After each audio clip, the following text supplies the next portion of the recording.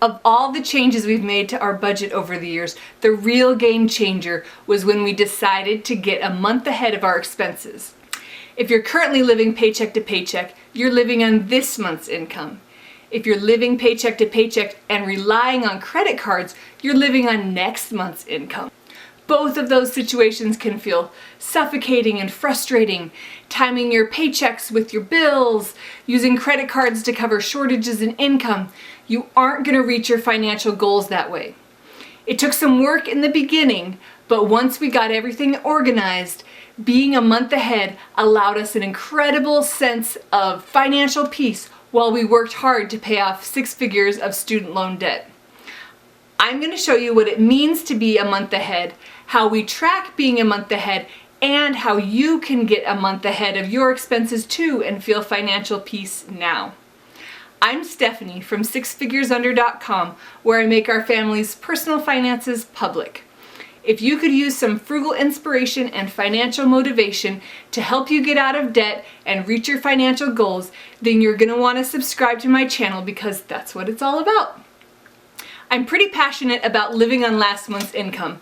I recommend being a month ahead to everyone, whether you're a one-income household barely making it, or a multi-income household that's rolling in it, or if you're self-employed with fluctuating irregular income. Being a month ahead is for you. I've introduced this concept to thousands of blog readers over the last 5 to 6 years, helping them to pay off debt and get their finances in order. When we came across the idea, it seemed so obvious that we were amazed that we hadn't thought of it ourselves. In the years since then, we've not only seen amazing budgeting success, we've actually come to love working our budget. Living on last month's income is both intuitive and ingenious. Like I said, I'm going to go through what it means to be a month ahead, how to track it, and how you can get in the position to be a month ahead of your expenses too. But if you want all this information at your fingertips, you can download my guide to get a month ahead financially for free when you subscribe to my email list, which is also free. There's a link for that down below. So what does it mean to be a month ahead? Instead of living on next month's income by relying on the credit card float, or living on this month's income by living paycheck to paycheck, we are living on last month's income, being a month ahead. In traditional budgeting methods, people assign dollar amounts to spending categories according to the money they expect to earn that month. When you're a month ahead financially, you only budget money you actually already have.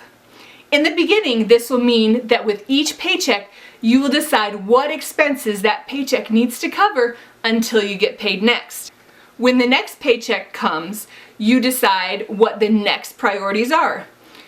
You'll be allocating funds to your budget categories each time you get a paycheck. The goal is to get to the point where all the money that you're budgeting this month is money that you earned last month. Once you reach this point, it's also true that the money that you earned this month will be set aside for next month's budget. I like to explain it with a simple jar analogy.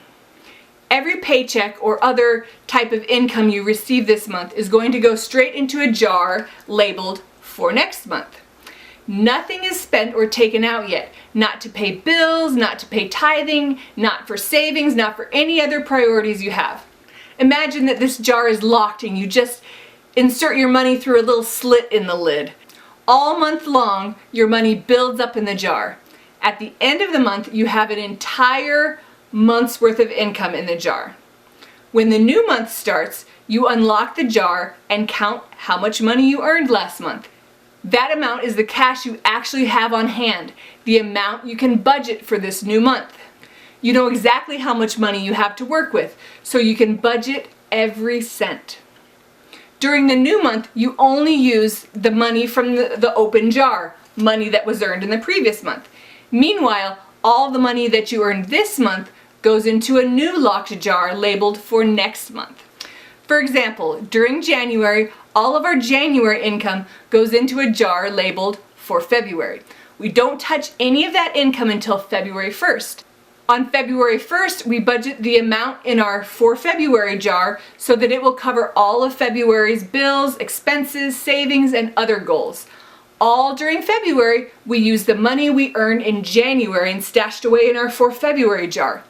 Any money we earn during February goes into a new jar labeled for March, and we do it all over again in March. So how in the world do we keep track of all of this? If we were really using jars, keeping track would be easy. You would just have to be sure you keep your two jars separate and make sure you are spending from the right jar and not sneaking funds from the locked jar. If you operate in a completely cashed world, then you could literally use jars. However, most people don't live in a world like that. We use banks. We get our paycheck direct deposited into our account. We spend money without ever physically touching it. So how do you keep your two jars separate? You've got a couple of options. One option is to set up two separate accounts. The first account could be either a checking account or a savings account. This is the account that represents the for next month jar. You won't do any spending from this account at all. It's just there to collect your income and keep it safe from impatient spenders. You have paychecks direct deposited into this account. You put all your extra money that you earn into this account. You never withdraw from this account until the end of the month.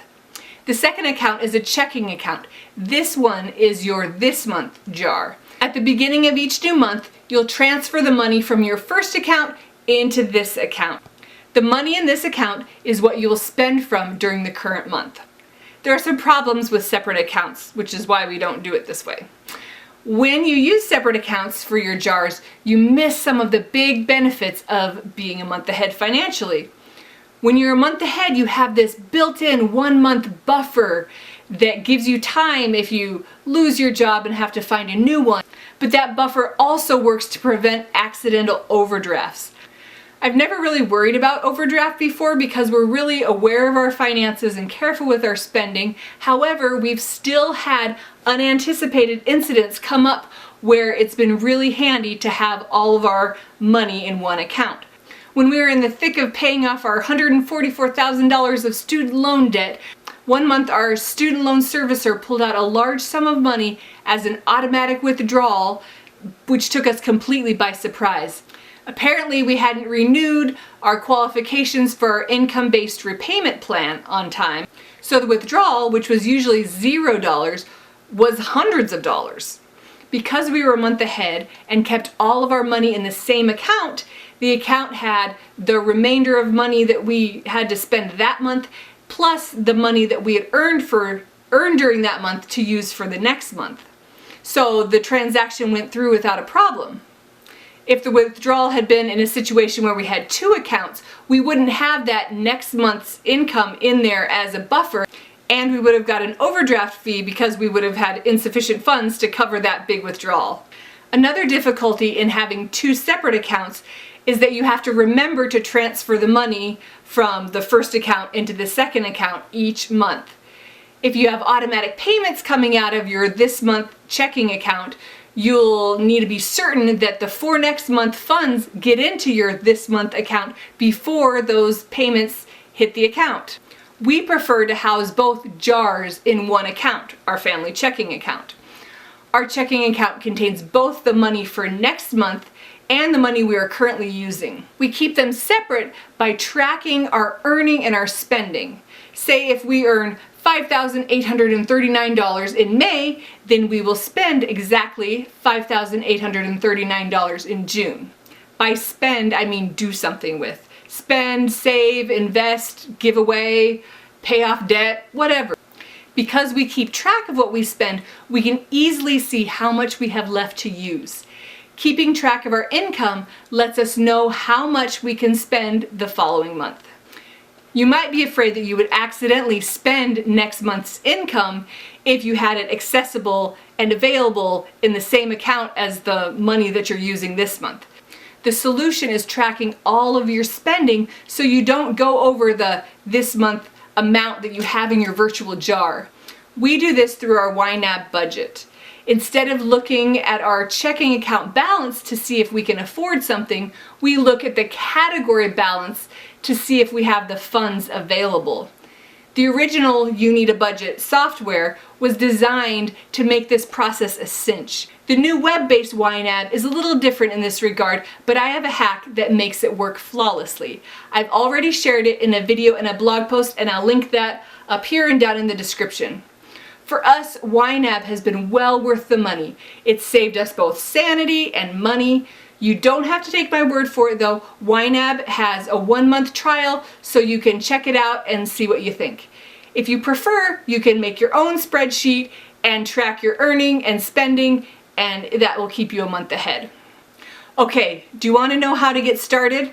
If you have a month's worth of income just sitting there, then you can get started being a month ahead today. Take that sum of money, and at the start of next month, use only that money and save all your paychecks to use for the next month. Keep track of what you earn during the month so that you know how much you'll have to spend for the next month. Be sure to track your spending so that you know that you're sticking to that amount of money. Now don't worry if you don't have a month's worth of income sitting around right now.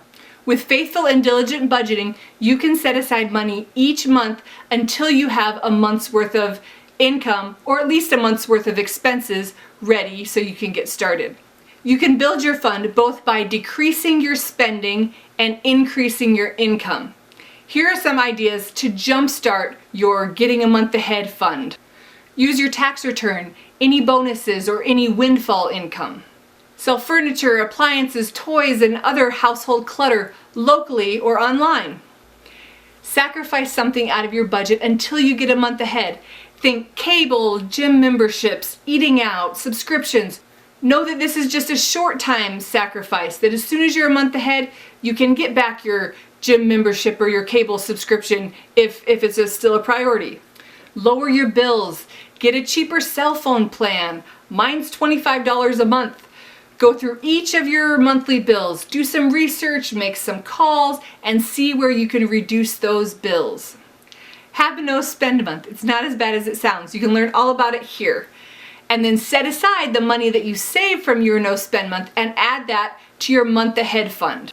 Keep all the money that you're earning and setting aside for your month ahead buffer in a safe place so that it doesn't get mixed up with your current spending. In the meantime, while you're saving up a buffer of 1 month's worth of expenses, start by budgeting and spending only money that you actually already have. You can still use credit cards if you account for them in your budget. Getting into this habit will make a huge difference in your finances. When you spend with a credit card, the money that you spend must be considered unavailable, gone, never to be spent again, even though it's still in your checking account until you actually pay your credit card bill. Marking those funds as gone gives you a true picture of your up-to-date financial outlook. This step took us a few months. To get our budgeting system where we wanted it, we had to pay off our credit card bills, as we were accustomed to doing each month, and also account for the current credit card spending. Essentially, it was like paying for 2 months of expenses at once. We were paying the credit card bill for everything that we bought previously and counting this month's credit card purchases as gone from the budget, even though the money was still in our checking account. After a few months, we got on track with credit cards. All past credit card spending, pre-YNAB, was paid off, and we treated current credit card purchases as if they had been cash purchases by logging the expense and subtracting the amount from our available budget in that category. That way, even though our checking account showed we had money available because we hadn't actually paid our credit card bill yet, our budget categories, updated with all our expenses as we accrued them, showed us how much we really had left to spend. I know this is a lot to think about all at once. Like I said, you can get all this info and more when you download my Guide to Getting a Month Ahead Financially. I'll put a link down in the description. That way you can share the ideas with your spouse and you can get on the same page and work through it at your own pace. You can do this. Be patient and diligent and your fund will grow. Soon you'll have a month's worth of expenses saved up so you can start living on last month's income and be a month ahead. The amount that you saved will be the money that you'll use for the entire new month. Remember to not touch any of those paychecks that you receive until the next month. Keep that money safely in its jar until you're ready for it the next month. As long as you keep your jars straight, you'll continue to stay a month ahead of your finances. Even if you have other debt or financial hardship, you'll begin to feel a measure of financial peace. The stability and security of being a month ahead will free up your time and energy to do better things. Don't give up, trust me. It's totally worth the time and the energy and the sacrifices. It's time for you to take action now. Start your plan for how you're going to get a month ahead. Talk to your spouse and get on the same page. You can do this and you'll be so glad you did.